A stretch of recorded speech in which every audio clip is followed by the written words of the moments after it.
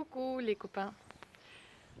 Aujourd'hui, j'ai eu envie de vous partager une compréhension que j'ai eue hier en regardant la conférence d'Idriss Aberkane.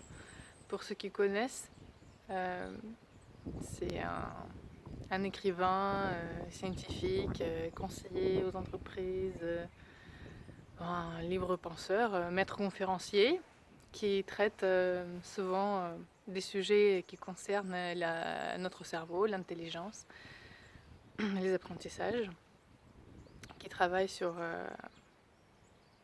l'intelligence naturelle. Et donc, dans sa conférence, il a dit que, en fait, je me posais la question pourquoi nous n'osons pas de nous exprimer au sujet de la société actuelle, la société de consommation et de notre souhait de changement pour la société constructrice. Et donc là, j'ai compris que tout le monde croit que c'est une utopie et que il expliquait très bien que le cerveau humain, enfin nous tous, psychologiquement, nous choisissons la conformité à la vérité.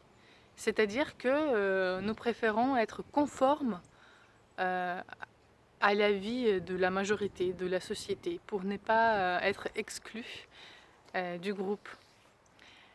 Et du coup, là, j'ai compris que voilà, notre société, en fait, ça fait des milliers d'années, depuis les Sumériens, que notre société a été mise sur les rails de la consommation, de la lutte pour le pouvoir, sur le mensonge, les cultes, etc.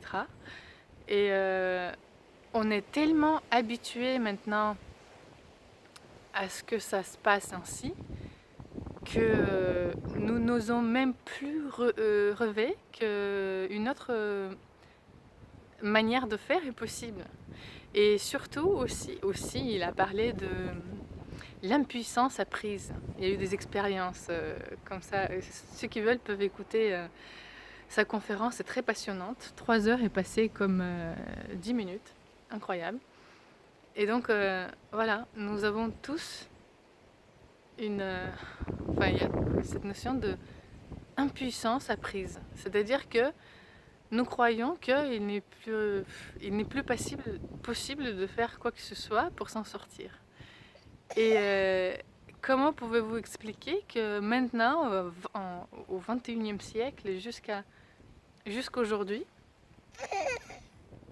dans le monde, il y a, avec les nouvelles technologies, qui sont capables maintenant de transformer des déserts en jardins fleuris, pourquoi jusqu'à maintenant, il y a toujours des guerres, la faim dans le monde, la misère, etc. Pourquoi,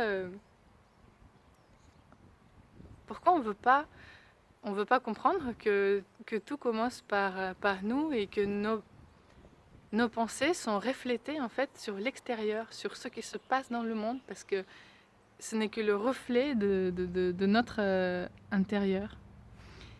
Et il y a aussi une autre chose qui m'a juste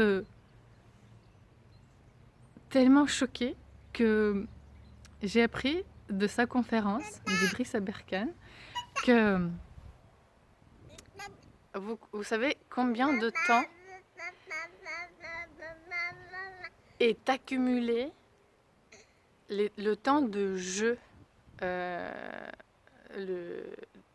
Warcraft, combien d'années cumulées en temps ça représente?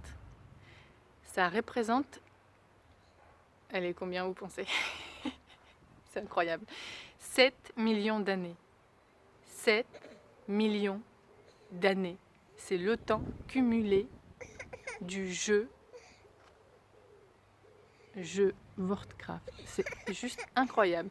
J'ai pensé, imaginez que chacun de nous mettait juste un petit peu de son temps pour aller vers le bon sens, vers faire des tout petits pas, rien que commencer par justement interroger les gens sur comment ils voient le futur et dans quelle société voudraient-ils vivre, quel devrait être, selon eux, voilà, le quotidien, les relations entre les humains, la médecine, l'éducation, le commerce, l'économie, qu'est-ce qui devrait être au centre. Pourquoi? Imaginez si nous tous, on osait de s'exprimer, rien que ça. Si tous les gens dans le monde juste pouvaient dire est-ce qu'ils voudraient vivre dans une société constructrice ou est-ce qu'ils préféreraient de garder la société telle qu'elle est maintenant. Je pense que ça serait déjà un énorme pas pour aller vers l'avant. Merci. Merci de m'avoir écouté.